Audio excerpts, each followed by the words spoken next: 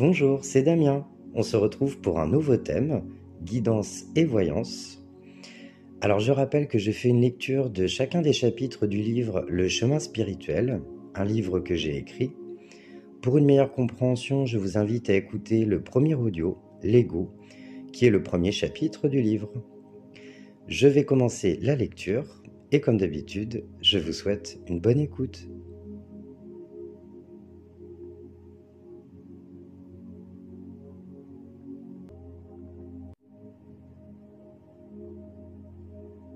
Dans la tourmente, dans le besoin d'être rassuré, vous pouvez faire appel à un médium canal afin de recevoir les messages nécessaires à votre évolution du moment. Il pourra également faire une lecture énergétique en se connectant à votre âme pour comprendre votre projet d'incarnation et identifier les mémoires que vous avez ramenées qui peuvent vous limiter. Lors d'une guidance, vous recevez des messages de vos guides pour vous éclairer, s'adaptant à votre propre langage et votre personnalité. Nos guides nous connaissent mieux que nous-mêmes nous nous connaissons, du fait que nous sommes dans un monde de dualité. C'est un travail collaboratif de par la connexion que le médium a avec eux, lui permettant de s'adapter à chacun d'entre vous pour mieux vous éclairer et vous rapprocher de votre âme et de votre partie divine. Une guidance inclut aussi de la voyance, qui indique souvent une direction à prendre en fonction des aspirations divines de notre âme. Elle peut nous aider en nous suggérant une attitude ou un positionnement face à une situation qui nous pose un problème. Ce sont en tout cas des messages que nous devons entendre dans l'instant présent, et ils concernent notre condition et nos préoccupations du moment avant tout. Familiales, relationnelles, professionnelles. Pour une simple voyance, les informations sont données en fonction de notre vibration, de notre état d'être, sans être transmises nécessairement par les guides. Dans la demande, on est souvent en recherche de réponses sur une situation donnée ou dans ce besoin d'être rassuré sur notre devenir, mais sans réellement vouloir comprendre le sens des choses. Il arrive bien souvent qu'il y ait une attente que cela arrive, sans changer aucun de ses comportements, sans avoir aucune direction pour pouvoir s'impliquer, puisque cela doit arriver. Cela reste une vision générale, car nous recevons des informations en fonction de nos croyances. Si l'on croit au libre arbitre, en un destin immuable, ou les deux, et du plan sur lequel nous vibrons, qui est en fait une question de positionnement et d'angle de vue, entre le regard de l'âme et celui de l'ego, donc si nous vibrons sur le plan de l'unité ou celui de la dualité.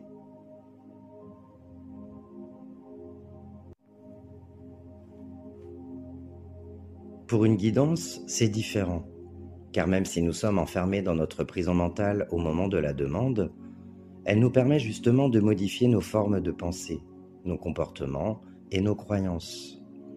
L'ego est souvent présent et fait barrage, en nous maintenant dans la peur.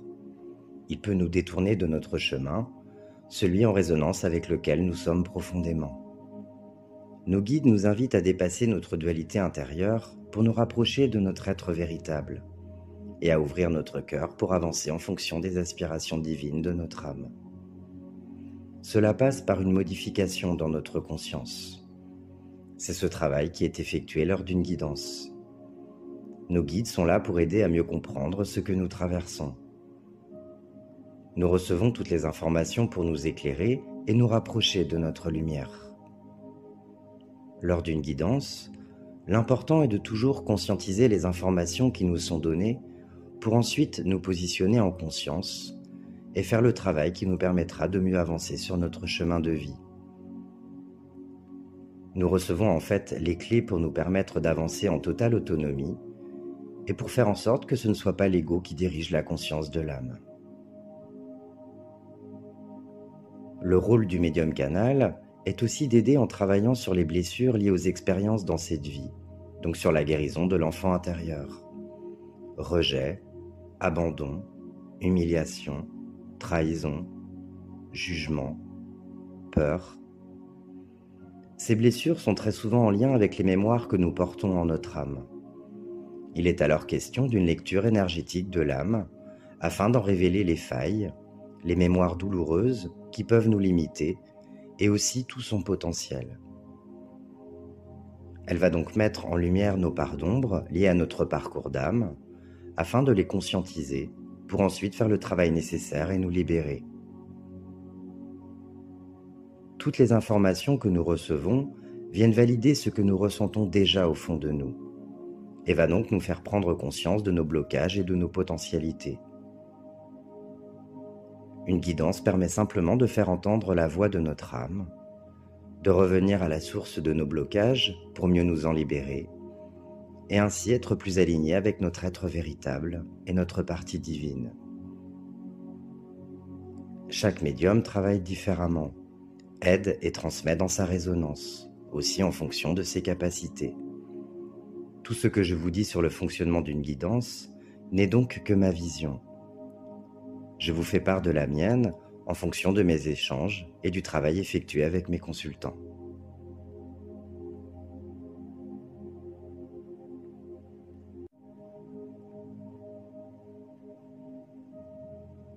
Lors de l'échange, nous comprenons et intégrons certaines vérités qui sont nécessaires à notre évolution du moment.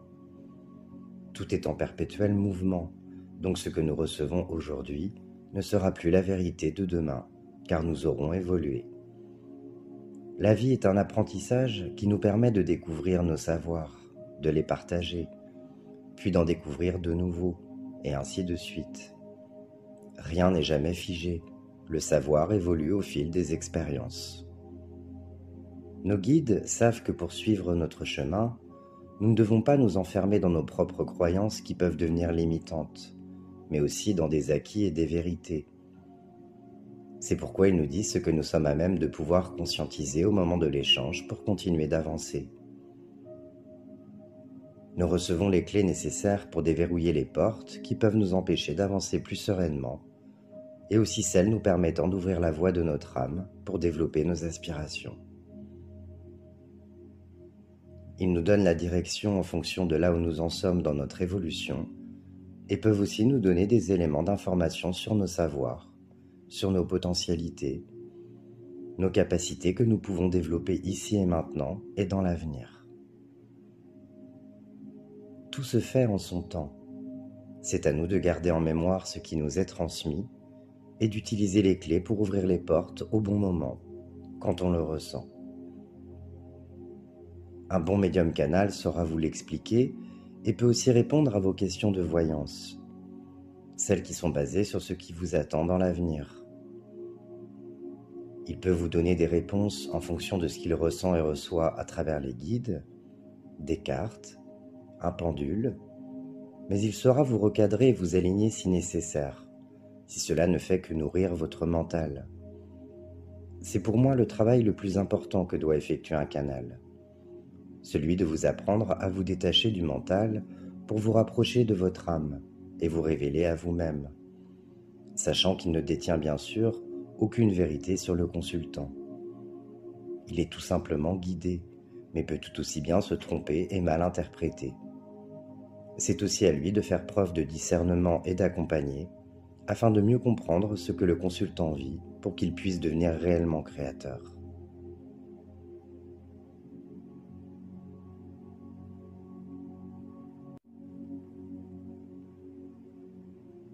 Il est aussi important de comprendre que nos guides ne nous disent pas tout ce que l'on voudrait entendre. Ils ne vont pas nous dire de ne pas ouvrir telle porte au risque de tomber. Pourquoi ? Eh bien parce que nous sommes là pour acquérir et comprendre, apprendre à nous positionner notamment. Ceux qui ne sont pas conscients de marcher dans l'obscurité ne chercheront pas à tendre vers la lumière. Il est parfois nécessaire de tomber pour mieux remonter. Il en est ainsi pour notre apprentissage. Tout serait bien plus facile si nos guides nous disaient tout ce que l'on doit faire ou ne pas faire pour ne pas tomber, pour ne pas avoir mal. C'est aussi pourquoi je ne fais pas de voyance, tout du moins dans le sens de donner des éléments qui nous projettent loin dans l'avenir et qui ne font que nourrir le mental. Quand allez-vous trouver l'amour ? Ou bien, pourquoi ne trouvez-vous pas l'amour ? Je peux répondre à la première question et utiliser mon pendule pour dire dans combien de temps la rencontre arrivera. Mais est-ce que cela changera réellement la situation dans laquelle se trouve le consultant ? Non.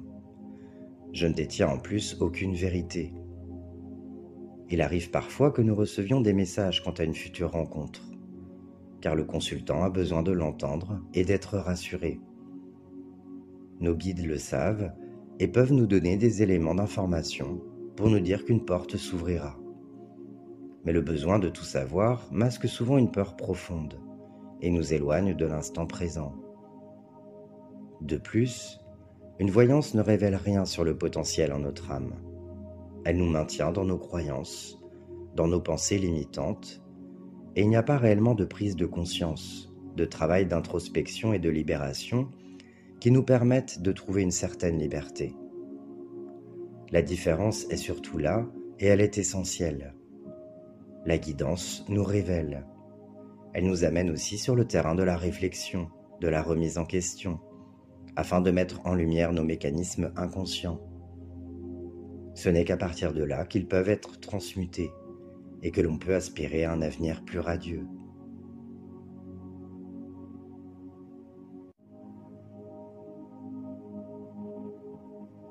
Avec son consultant, un thérapeute se doit toujours de laisser une ouverture pour l'amener vers sa vérité.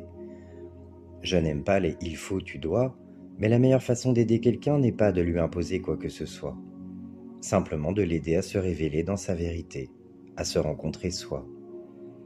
C'est essentiel, mais pas encore intégré en conscience chez bon nombre de personnes, surtout dans le monde de la médiumnité. Je le vois autour de moi. Je cite « Je n'invente rien, je dis seulement ce que mes guides me font comprendre. » Ou comment encore accorder son pouvoir à l'extérieur? Ou comment imposer inconsciemment une croyance? Si une personne affirme entendre ses guides spirituels et aime se sentir accompagnée, c'est une chose, mais cela reste une réalité parmi tant d'autres. Chacun expérimente en fonction de ses croyances, dans sa réalité. D'autres préféreront écouter leur cœur sans jamais adopter le concept des guides. Dans certaines situations, ce genre de discours est aussi une manière de se déresponsabiliser et de ne pas vraiment se positionner en fonction de ce que l'on est.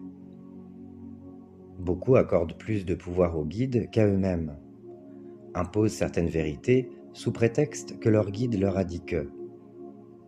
Il est aussi courant d'entendre « vous ne pouvez pas comprendre » d'un ton supérieur ou agressif, lorsque quelqu'un essaie de faire entendre sa voix pour exprimer ce qu'il ressent à la suite de ce qui a été énoncé. Tout cela nous éloigne de la vraie spiritualité, pour masquer un peu plus la voix du cœur et créer des barrières avec autrui. Ne sortons pas d'une matrice pour entrer dans une autre. Il est important de rester bienveillant, aussi de se rappeler que si nous ne sommes pas passés par l'expérience, vécus en conscience, nous ne savons donc pas. Nous sommes sinon dans des croyances. La connaissance s'acquiert dans l'expérience. Tout le reste n'est que de l'information, comme l'a dit Einstein. Il me semble plus sage de garder l'esprit ouvert en toutes circonstances, sans rien imposer, et tout ira mieux pour tout le monde. Quoique tout soit utile, puisque ceux qui imposent leur vérité permettent aux autres d'apprendre à se positionner pour être en accord avec qui ils sont, dans leur résonance. Cependant, imposer sa vérité, que ce soit par le biais d'une canalisation ou non, c'est ce que j'appelle un jeu d'ego. Cela nous éloigne de l'essentiel. L'amour se trouve dans la sagesse, et la vérité se trouve toujours dans la lumière. Là où se trouve l'amour, se trouve la vérité. Tout le reste n'est qu'illusion et croyance. Libre à chacun de nourrir ce qu'il veut. Tant que chacun n'impose pas ses vérités, je dirais que tout va bien, car le but n'est pas de convaincre, mais de transmettre. Nous n'avons pas à imposer nos propres croyances. Notre rôle n'est pas de transmettre notre vérité comme un état de fait, même si nous voulons parfois briser le jeu du mental pour faire comprendre. On peut bien sûr essayer de faire comprendre certaines choses, mais toujours avec bienveillance.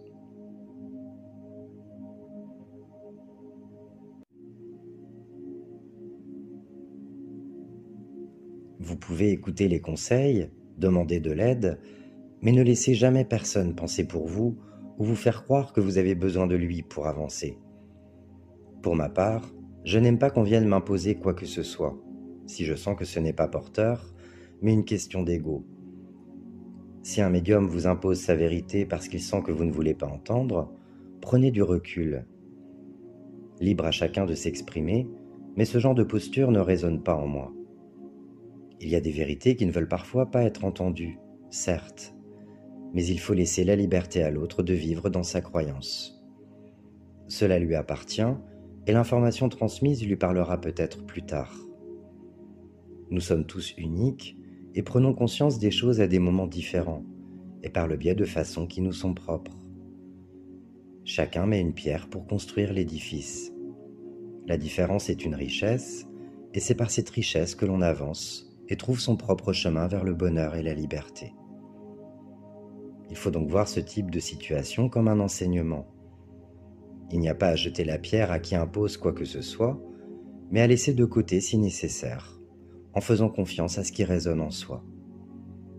La vie saura confirmer nos ressentis par la suite ou nous ramener sur le bon chemin si nous n'avons pas voulu entendre. On continue donc d'avancer. Lorsque vous êtes certain de vos ressentis, ne laissez pas une tierce personne vous faire douter de vous, de ce que vous êtes. Faites toujours confiance à vos ressentis, car un médium reste un humain, juste un humain. Il ne détient aucune vérité et n'a pas de pouvoir particulier. C'est important de l'intégrer, car beaucoup boivent les paroles des médiums, pensant qu'ils sont plus éclairés que les autres. Nous pourrions avoir tendance à écouter cette personne jusqu'à renier nos propres ressentis. Mais n'oublions pas que notre cœur détient notre vérité et qu'elle n'est pas moins valable qu'une autre. Une réalité qui est bonne pour les uns ne l'est pas forcément pour les autres. Certains sont prisonniers de leur ego spirituel, pensant détenir la vérité absolue. Mais chacun d'entre nous a sa propre voix, qui est la voix du cœur. Faites toujours confiance à vos ressentis, à votre âme, pour voir si telle ou telle information a de la résonance en vous. Si vous n'êtes pas en harmonisation avec tel ou tel canal, n'insistez pas et allez auprès d'autres canaux chercher ce que vous attendez. Restez aligné et n'oubliez pas que la personne qui pourra le mieux vous éclairer, c'est vous-même.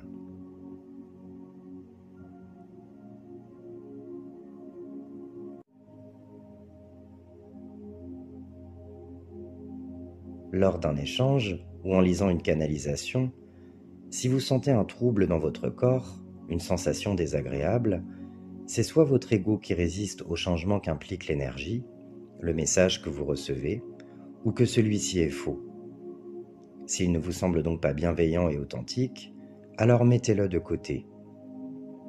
N'avez-vous pas l'impression, en suivant certaines personnes, d'être attiré plus dans votre mental que dans votre centre? Seule une connexion avec votre soi est vraie. Accueillez tout ce que vous recevez selon votre sensibilité et le regard qui vous est propre. C'est vous seul qui construisez votre chemin comme vous le souhaitez. Mais ne donnez pas du pouvoir à l'extérieur de vous. Vous n'avez du pouvoir que sur vous-même. Il faut nous faire confiance pour trouver le chemin vers l'intérieur et écouter le murmure de notre âme. Plus vous avancerez sur votre chemin, plus vous apprendrez à demander à votre partie divine en suivant la voie de votre cœur, votre sagesse intérieure.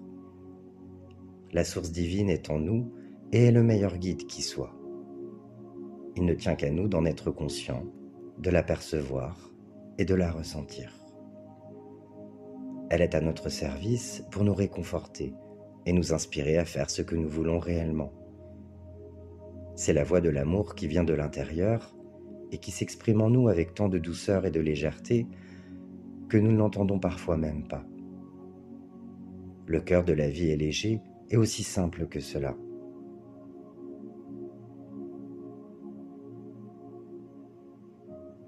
La lecture du chapitre est terminée. Je vous dis à très bientôt.